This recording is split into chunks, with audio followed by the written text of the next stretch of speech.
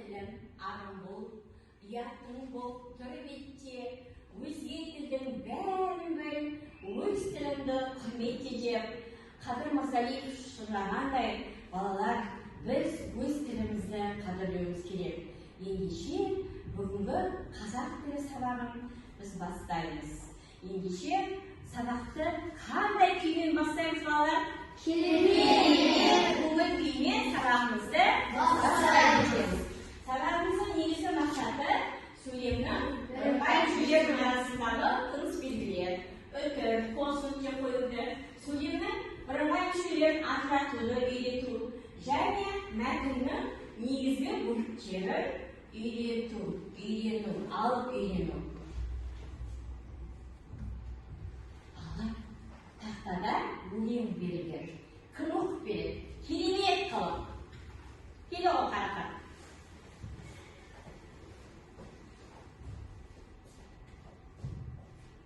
Қазақ тілім, өз тілім, ана тілім, Абай Мұхтар сөйлеген дана тілім.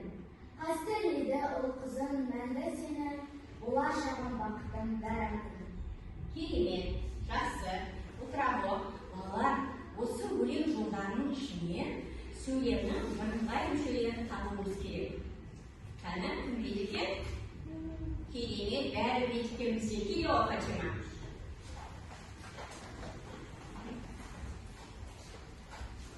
Қандай тіл? Қазақ тілім, өз тілім, ана тілім. Кім? Абай Мұхтар. Мен болашағым бақытым. Бұлар бірыңғай мүшелер. Өте жақсы. Кім айтып береді маған ережесін? Керемет, отыр. Керемет, күшті айтты. Кім айтып береді маған ереже? Сөйлемнің бірыңғай мүшелері. Тағы. Айта ғой. Айта бер, қарақат. Сөйлемнің бірыңғай мүшелері дегеніміз бір тұлғада айтылып, бір ғана сұраққа жауап береді. Олардың арасына үтір қойылады. Тамаша. Балалар барлықтарымыз керемет жұмыс жасадық. Жақсы. Жақсы орындаңдар балалар. Келесі тапсырма бізде ребус шешу. Әрбір топқа берілген тапсырма. Айта ғой. Оқиық балалар бірінші топ. Ребусты шешіп, шешуіндегі сөздер бірыңғай мүшесі бар сөйлем құрау. Жақсы. Екінші. Келе ғой.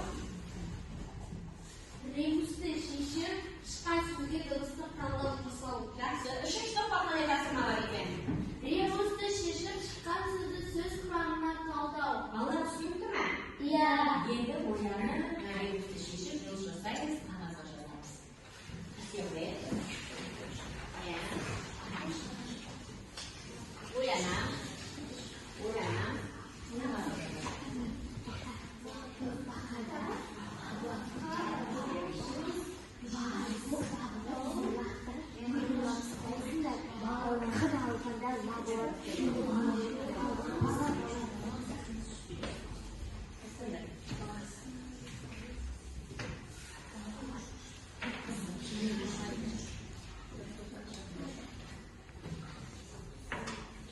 Әрбір топ өзінің тапсырмасын орындайды.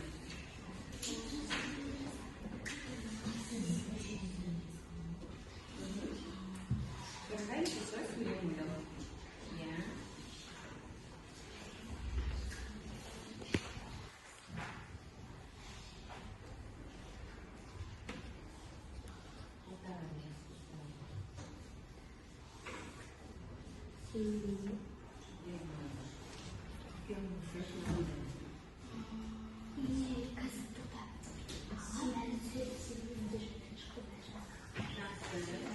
Бер баланың бәрін ұштасын.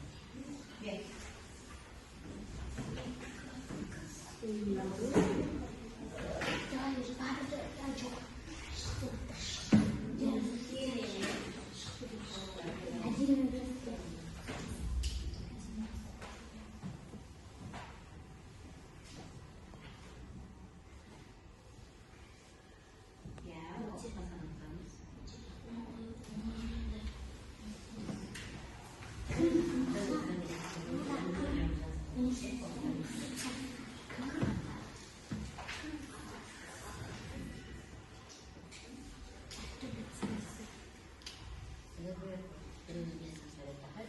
Жақсы. Бәрін жұмыстаймыз болады.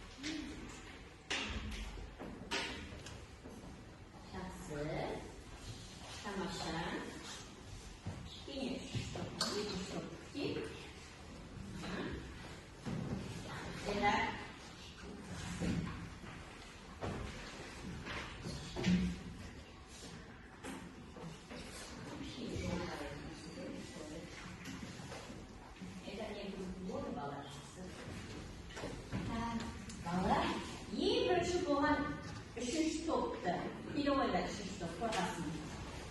Üçüncü top. Taksırman okuyor.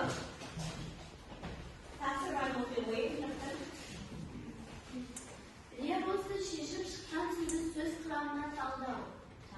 Қандай сөз шықты? Бишілер. Би, күбір, сызық, жұма, лер, ғалғау. Балалар, түбір дегеніміз не? Түбір дегеніміз сіздің әрі қарай бөлінбейтін Жақсы. Қосымша нешеге бөлінеді? қосымша екіге бөлінеді. Ал жұрнақ дегеніміз не? Жұрнақ дегеніміз жаңа сөз тудырады. Жақсы. Жалғаудың қандай қызметі бар? Сөзбен сөзді байланыстырады. Өте тамаша. Ал сөйлемін тыңдайық. Әншілер, бишілер, күйшілер өнер көрсетті. Не істеді? Өнер көрсетті. Кімдер? Әншілер, бишілер, күйшілер. Бұлар нелер? Бұлар бірыңғай жүзшілер. Жақсы. Балалар қалай айтты? Үшінші топ. Керемет.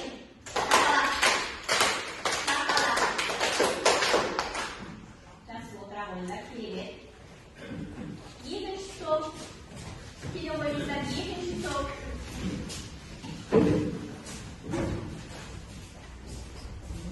Тақырған оқи қойш. Тағаладен оқи қойш. Оқи бер. Кітап шешіп шыққан сөзге дыбыстық қолдау жасайды. Қандай сөз шықты сіздерге?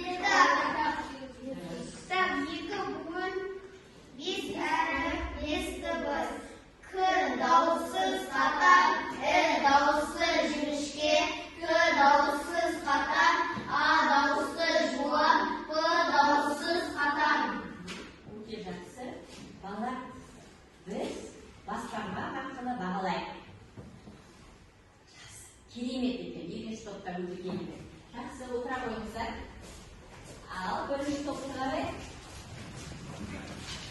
Бірінші топтың ерден оқуы тапсырмасы қалай екен? Ребусты шешіп-шешуіндегі сөзден бірыңғай мүшесі бар сөйлем құралы. Біздер ребуста бала деген сөз шықты. Жақсы, қарап отырайық. Ата, әже, бала серуенге шықты. Кім ата? Кім әже? Кім бала? Бұлар бірыңғай мүшелер. Бірыңғай мүше дегеніміз не? Бірыңғай мүше дегеніміз бір тұлғада айтылып, бір сұраққа жауап береді. Бірыңғай мүшелердің арасына үтір қойылады. Өте керемет. Жақсы. Тамаша. Балалар, от шашу арқылы бірінші топты бағалаймыз. Керемет. Жақсы. Отыра қойыңдар. Тамаша орындаңыздар балалар. Енді бізде келесі тапсырма. Синхрон әдісі арқылы 5 жолды өлең құрастыру. Жалпы 5 жолды өлеңді біз қалай құрастырады? Оған не жазады? Қандай сұрақтар жазады? Қол көтеріп, айта ғой ерден. Біріншісінде бір затесін, екіншісінде екі сінесін, үшіншісінде үш жетістік, төртіншісі сөйлем, бесіншісі мәнді сөз. Жақсы, керемет. Ескерінге ма? Енді балалар сіздерге мына жерге сөз дайындап қойдым. Келіп ала қойыңыздар, сол сөздерді оқимыз және содан 5 жолды өлеңді құрастырамыз. Ала қойыңдар. Келе қойыңдар балалар, бір жақтан, екінші жақтан.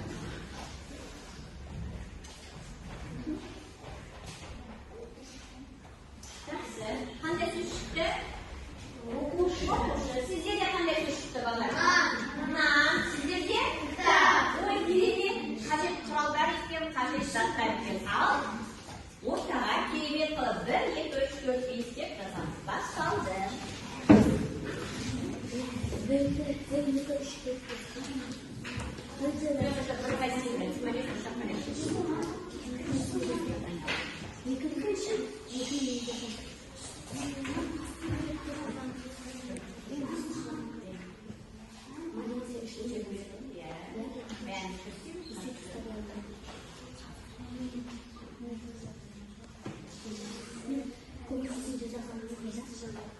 Dürüst, tamam.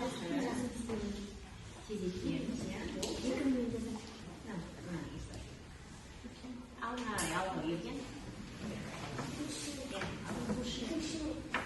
Қандай әдетті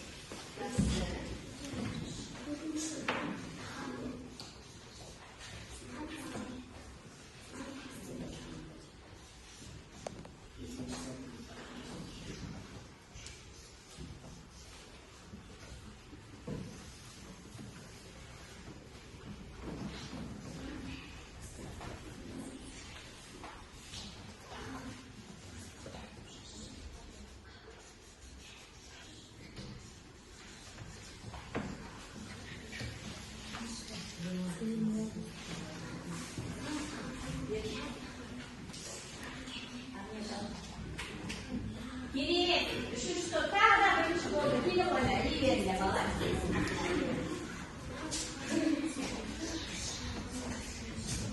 Aslında kalbine koymayın. Kalbine katılmadan.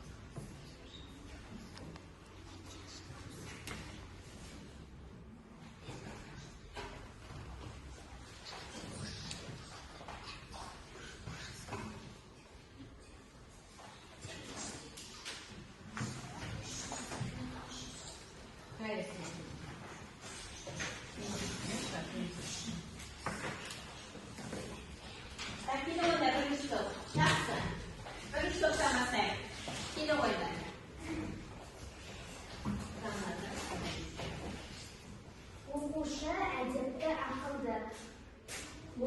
Оқушы оқыды, жазды, ойлады.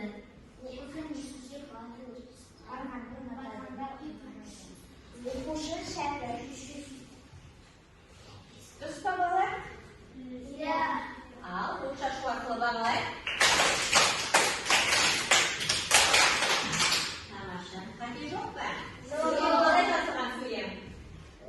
Сөйлем қандай әріппен бастап жазылған? Бас әріппен бастап жазылған. Сөйлемдегі сөздер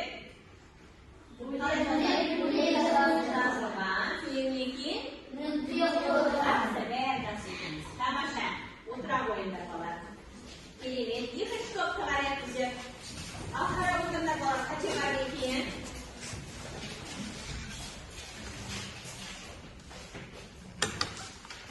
Бірінші. Бірінші сөз нан, екіншісі дәмді, тәтті, үшіншісі шыңды, пісірерді сатады. Нан қатерлі тағам. Нан тағам. Мәнге сөз тағам. Дұрыс олай деп тұрған болады. Бала қалай айтты? Жақсы. Өте жақсы. Ал шапалақпен бағалайық. Жақсы. Керемет. Екінші топқа керемет орындапты. Өте жақсы отыра қойыңдар. Зат есім, сын есім, етістік. құрауды үйренген. Ал үшінші топқа қарай бүгін үшінші топ керемет жұмыс жасады балалар. Үшінші топ бәрінен де бірінші тапсырманы орындады. Ал айтайық, қандай сөз берді сіздерге?